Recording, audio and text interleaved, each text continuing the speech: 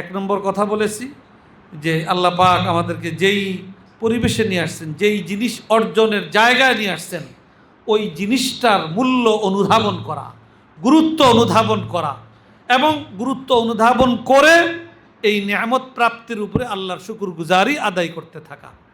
2 নম্বর হইল এই কাজটাকে আমার ইবাদতে পরিণত করার জন্য নিয়তকে পরিশুদ্ধ রাখা।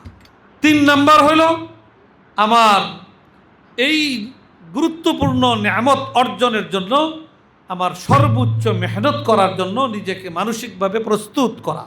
মেহনতের ক্ষেত্রে গুরুত্বপূর্ণ একটা বিষয় হলো একাগ্রতা। বিনষ্টকারী সব কিছু থেকে নিজেকে আলাদা করে গভীর একাগ্রতার সাথে ইলম অর্জনের মধ্যে মনোযোগী হওয়া।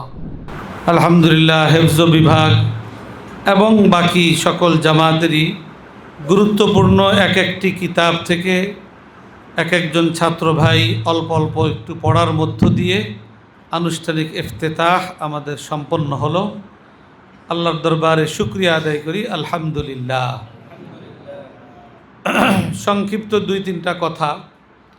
1 নম্বর কথা হইল আল্লাহ পাক আমাদের যাদেরকে এই কোরআন এবং সুন্নাহর ইলম, কোরআন এবং হাদিসের এই ইলমি ধারার সাথে সম্পৃক্ত হওয়ার ছাত্র হিসাবে, শিক্ষক হিসাবে, এমনকি এই জাতীয় প্রতিষ্ঠানের একজন খাদেম হিসাবে, দারওয়ান হিসাবে, বাবুর্চি হিসাবে যাদেরকে আল্লাহ তাআলা সম্পৃক্ত হওয়ার সুযোগ দিয়েছেন, তৌফিক দিয়েছেন, এটা তার জন্য আল্লাহর পক্ষ থেকে অনেক বড় উপঢৌকন, অনেক বড় অনুগ্রহ এবং ইহসান। আল্লাহর পক্ষ থেকে প্রাপ্ত এই অনুগ্রহ এবং এই ইহসানের প্রতি আমাদের শুকরগুজারি আদায় করা আমাদের দায়িত্ব, কর্তব্য। সেই অনুভূতির সাথে আমরা আল্লাহর দরবারে শুকরিয়া আদায় করি, আলহামদুলিল্লাহ। দুনিয়াতে মানুষ প্রতিটা মুহূর্তে আল্লাহর নিয়ামত শুধু ভোগ করে না, আল্লাহর নিয়ামতের মধ্যে মাছের চাইতে আরও বেশি, মাছ যেরকম পানির মধ্যে ডুবা থাকে, মানুষ তার চাইতে বেশি আল্লাহর নিয়ামতের মধ্যে অধিক পরিমাণে ডুবা থাকে। তবে এগুলা প্রতিনিয়ত আমরা নিয়ামত ভোগ করি, জন্মের পূর্ব থেকে আল্লাহর নিয়ামত ভোগ করছি। তবে আল্লাহ তাআলার কিছু কিছু নিয়ামত আছে যেইগুলা বিশেষ নিয়ামত, অনেক বড় নিয়ামত। ছোট ছোট নিয়ামতগুলার ব্যাপারে আমরা অনেক সময় গাফলতের শিকার হয়ে যাই। কমপক্ষে বিশেষ নিয়ামত যেইগুলা, প্রধান নিয়ামত যেইগুলা, সেইগুলার ব্যাপারেও গাফলতের মধ্যে থাকা এটা কোনোভাবেই সমীচীন নয়। আল্লাহ প্রদত্ত বিশিষ্ট নিয়ামত সমূহের মধ্যে একটা বড় নিয়ামত হইল এই কোরআন সুন্নাহর ইলমি ধারার সাথে সম্পৃক্ত হতে পারা, কোরআন সুন্নাহর ইলম অর্জনের পরিবেশে আসতে পারা। এটা একটা মহান নিয়ামত, সাধারণ কোনো নিয়ামত নয়। আর যে কোনো নিয়ামত, এটার ব্যাপারে তো আমাদের প্রত্যেকেরই এই কামনাই থাকা উচিত, এই প্রত্যাশাই থাকা উচিত যে এই নিয়ামত যেন আমার জিন্দিগিতে বৃদ্ধি পায়। তো নিয়ামত বৃদ্ধি পাওয়ার ব্যবস্থাপত্র আল্লাহ পাক আমাদেরকে দিয়ে দিছেন, জানায় দিছেন। কোরআনে পাক আল্লাহ তাআলা ঘোষণা করেছেন, লা ইন শাকারতুম লা আযীদান্নাকুম। আমার নিয়ামত পাইয়া আমার বান্দা বান্দিরা যদি শুকরগুজারি আদায় করে, তাহলে আমি আল্লাহ আমার ওই বান্দা বান্দিদের জন্য আমার সেই নিয়ামত বহুগুণ আমি বাড়িয়ে দেই। তো এই যে ইলম অর্জন, এটা আল্লাহর মহান এক নিয়ামত। এইটা আমাদের প্রত্যেকেরই তো কামনা থাকা চাই যে এটা যতটা বেশি অর্জন করা যায়। তো এই অর্জনের ক্ষেত্রে এটা একটা বড় সহায়ক যে আমরা এর যথাযথ শুকরগুজারি আদায় করব। শুকরগুজারি আদায়ের জন্য, প্রকৃত শুকরিয়া আদায়ের জন্য পূর্ব শর্ত হইল ওই নিয়ামতের ইহসাস, অনুভূতি, এবং ওই নিয়ামতের স্বীকৃতি। আল্লাহ আমাকে এই নিয়ামত দান করেছেন, নিয়ামতের একটা অনুভূতি, এবং আল্লাহ দিয়েছেন, এই আল্লাহ দেওয়ার এটা স্বীকৃতি। এই দুই জিনিস যখন একজনের মধ্যে থাকবে তখন তার জবান থেকে অটোমেটিক আল্লাহর শুকরিয়া বের হয়ে আসবে। তো এই জন্য আমরা আল্লাহর এই যে ইলমি ধারার সাথে সম্পৃক্ত হওয়ার নিয়ামতটাকে আমাদের অনুভূতির মধ্যে জাগ্রত করবার, অনুভূতি এবং এহসাসের মধ্যে জাগ্রত রাখবার, উপস্থিত রাখবার জন্য আমরা সচেষ্ট থাকব। তাইলে আমার শুকরগুজারি আদায় সহজ হবে।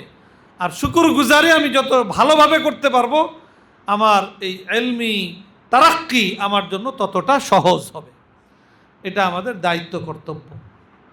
পাশাপাশি 2 নম্বর কথা হইল যে আমাদের দুনিয়ার প্রতিটা কাজের ক্ষেত্রে, দুনিয়ায় মানুষকে আল্লাহ তাআলা যতটুকু হায়াত দিয়েছেন, এই হায়াতের প্রতিটা কাজের ক্ষেত্রে, বিশেষ করে যেই কাজটা কোনো না কোনোভাবে আমার আখিরাতে কোনো কাজে আসতে পারে, ওই রকমের কাজের ক্ষেত্রে আমাদের খুব ভালোভাবে খেয়াল রাখতে হবে আমাদের নিয়তের পরিশুদ্ধতার প্রতি। আমার ইলম অর্জন, এটা আমার দুনিয়া এবং আখিরাত উভয় জগতে আমার জন্য অনেক বেশি প্রয়োজনীয় এবং কল্যাণকর। এটা যেন আমার প্রয়োজন পূরণে ভূমিকা রাখতে পারে, আমার কল্যাণে কাজে আসতে পারে, এর জন্য পূর্ব শর্ত হলো আমার নিয়তকে পরিশুদ্ধ রাখা। কি নিয়ত করব? মক্তবের ছাত্র থেকে নিয়ে একেবারে সর্বোচ্চ শ্রেণীর ছাত্রদের একটা নিয়তের মধ্যে আমরা সবাই শরীক। এই নিয়তটা সবাই করতে হবে। সেটা হলো আল্লাহকে সন্তুষ্ট করা এবং আল্লাহর কাছ থেকে পুরস্কার প্রাপ্ত হওয়া, পুরস্কার লাভ করা। মক্তবের ছেলেও সে যদি এই নিয়তে কায়দা পড়ে, প্রতিটা হরফে আশা করা যায় যে আল্লাহ পাক তাকে 10 নেকি দান করবেন। আর কোরআন শরীফে তো কোনো কথাই নেই। এর পরবর্তী আমরা ইলম অর্জন করব, এটারও প্রাথমিক এবং মূল মাকসাদ হলো আল্লাহর সন্তুষ্টি, আল্লাহর কাছ থেকে এর বিনিময় এবং আজর ও সওয়াব, পুরস্কার লাভ করা। এটা হলো সামগ্রিক একটা নিয়ত, উদ্দেশ্য। এটা আমাদের সকলের মধ্যে থাকতে হবে।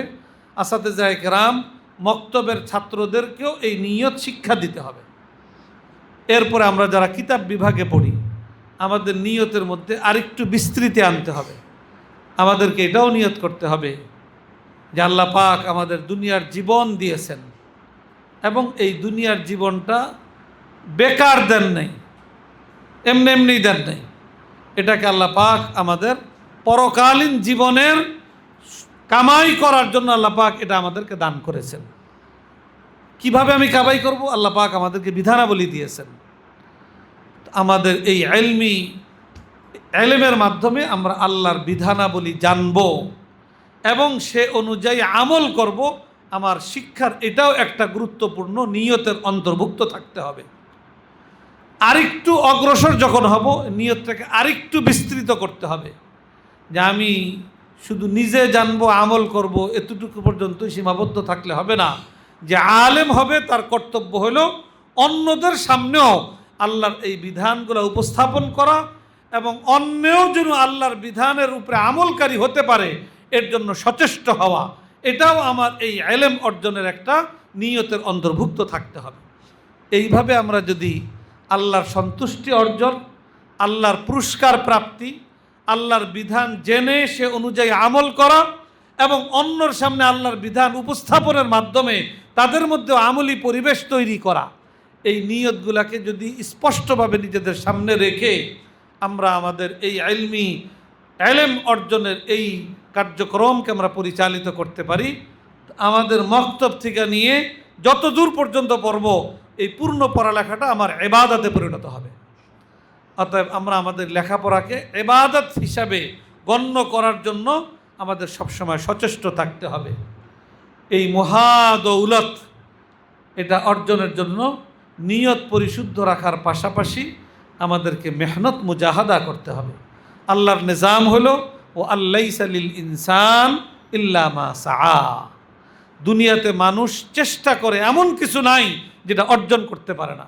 শুধু এর থেকে ব্যতিক্রম একটা, সেটা হলো নবুওয়াত। নবুওয়াত আল্লাহ তাআলা চেষ্টার উপরে রাখেন নাই, ওটা আল্লাহ প্রদত্ত আতা, আল্লাহর পক্ষ থেকে দেওয়া। আর এছাড়া বেলায়াত, বড় বুজুর্গ হওয়া, বড় আলেম হওয়া, বড় আমলদার হওয়া, বড় সম্পদশালী হওয়া, এই সব কিছু আল্লাহ তাআলা মানুষের চেষ্টা মেহনতের উপরে নির্ভরশীল রাখছেন।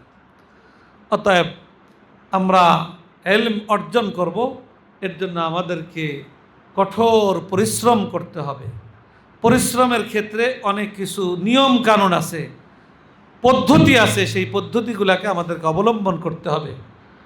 পরিশ্রমের মধ্যে গুরুত্বপূর্ণ একটা বিষয় হলো একাগ্রতা অর্জন। বর্তমানে বিক্ষিপ্ততার অনেক ব্যবস্থাপনা, অনেক আয়োজন, অনেক আসবাব আছে। আমি যদি গভীর ইলম অর্জনের দিকে এগিয়ে যেতে চাই, তাহলে ওই বিক্ষিপ্ততার সকল ইসের থেকে, আসবাব থেকে নিজেকে মুক্ত করে ইলমি একাগ্রতায় নিজেকে আত্মনিয়োগ করতে হবে। তাহলে ইনশাআল্লাহ আমরা আমাদের এই মূল মাকসাদে আমরা এগোতে পারবো, আমরা সফলতা অর্জন করতে পারবো। আমি আমার আলোচনার দীর্ঘায়ু না করে এই মূল কয়েকটা কথা, 1 নম্বর কথা বলেছি যে আল্লাহ পাক আমাদেরকে যেই পরিবেশে নিয়ে আসছেন, যেই জিনিস অর্জনের জায়গায় নিয়ে আসছেন, ওই জিনিসটার মূল্য অনুধাবন করা, গুরুত্ব অনুধাবন করা, এবং গুরুত্ব অনুধাবন করে এই নিয়ামত প্রাপ্তির উপরে আল্লাহর শুকরগুজারি আদায় করতে থাকা। 2 নম্বর হলো এই কাজটাকে আমার ইবাদতে পরিণত করার জন্য নিয়তকে পরিশুদ্ধ রাখা। 3 নম্বর হলো আমার এই গুরুত্বপূর্ণ নিয়ামত অর্জনের জন্য আমার সর্বোচ্চ মেহনত করার জন্য নিজেকে মানসিকভাবে প্রস্তুত করা। মেহনতের ক্ষেত্রে গুরুত্বপূর্ণ একটা বিষয় হলো একাগ্রতা, বিনষ্টকারী সব কিছু থেকে নিজেকে আলাদা করে গভীর একাগ্রতার সাথে ইলম অর্জনের মধ্যে মনোযোগী হওয়া। আরও অনেক কথাবার্তা আমরা ওস্তাদদের কাছ থেকে শুনেছি এবং শুনতে থাকব। আমার এই ইলমি পথে, এই ইলম অর্জনের এই পথে চলার ক্ষেত্রে আমাদের এই কথাগুলা যদি আমরা পাথেয় হিসাবে স্মরণে রাখতে পারি, আমরা যদি আমাদের বাস্তবে এটাকে কার্যে পরিণত করতে পারি, ইনশাআল্লাহ আমরা মাকসাদ পানে এগিয়ে যেতে পারবো, আমরা সফলতা অর্জন করতে পারবো। আল্লাহ পাক সকলকে এই লাইনে পরিপূর্ণ উন্নতি এবং তারাক্কি আল্লাহ পাক দান করুন। এই প্রতিষ্ঠানকে আল্লাহ তাআলা কবুল করুন। আল্লাহ পাকের দরবারে এই প্রত্যাশা ব্যক্ত করে আমার আলোচনা এখানে শেষ করছি। ওয়া আখিরু দাওয়ানা আনিল হামদুলিল্লাহি রাব্বিল আলামিন।